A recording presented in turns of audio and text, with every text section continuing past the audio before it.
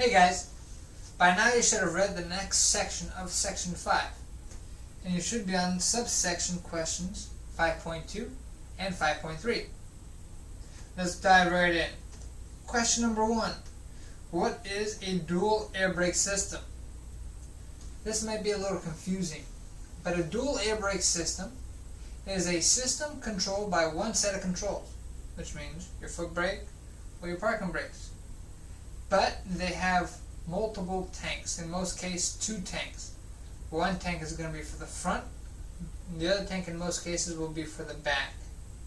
This tank is just a storage tank for air, but at any time you press on your foot brake, air is released out of both tanks to apply to those nearest wheels. Because think about it, if you have only one tank in a very big vehicle, how can you get the air to those brake chambers quick enough to stop? It would be very difficult.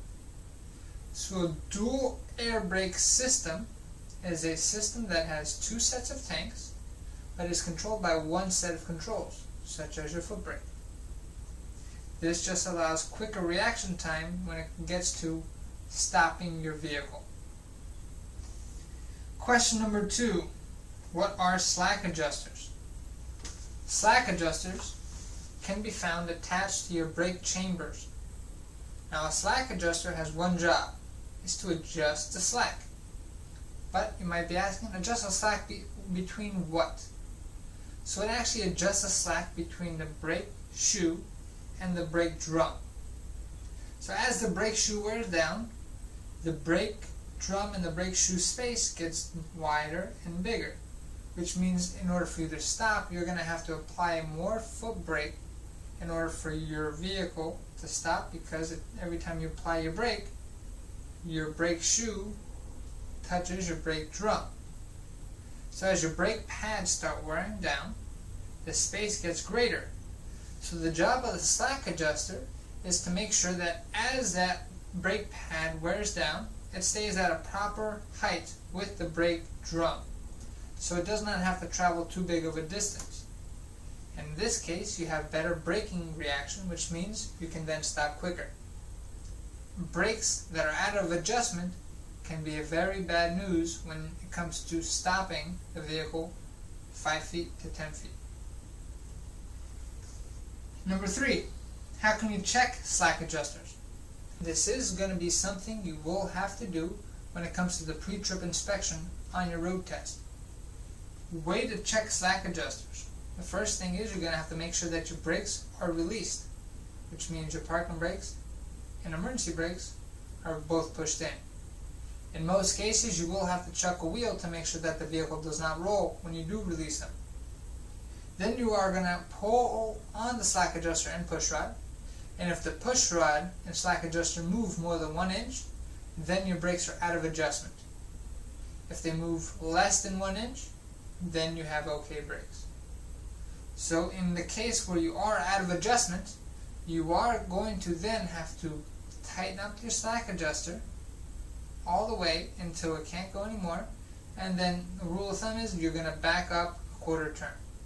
And we're going to watch a video later during the training that explains that in detail. Now number 4, how can you test low pressure warning signal? Now you're going to have to perform this action when it comes to the air brake test. You're going to have to perform an air brake test when it comes to the road test for your CDL. So the way to test your low pressure warning signal that should come on at 60 psi, you just simply have to make sure that the engine is off and lose air to make sure that the gauge reads 60 psi or lower. In that case, a light and a buzzer should come on warning you that your air is too low. But how would you lose air? Easiest way to do so is just constantly press on the foot brake. Now if the engine is on during this portion, you will be losing air if you hit on the foot brake, but your compressor inside your engine will constantly be working to try to build that air back up, which means you're going to have to work twice as hard just to lose air. Make sure that the engine is off in this case. But you are going to have to make sure that the key is in the on position so the electrical panel is working. because if the key is in the off position during this maneuver, during this practice, the buzzer and light will not sound. And in case of a CBL road test, you will fail right on the spot. And we'll go over that into detail later as well. Question 5. How can you check that the spring brakes come on automatically? Your spring brakes should come on anywhere from 45 to 20 psi. In that case, you're going to have to do the same action as we did before. Pump on your foot brake until your air pressure drops from 45 to 20 psi. In most cases it's around 30. You're going to look at your parking brakes, and your parking brakes should pop out automatically. If your parking brakes have popped out, that means that your spring brakes are engaged. And the last question would be question number 6. What are the maximum leakage rates?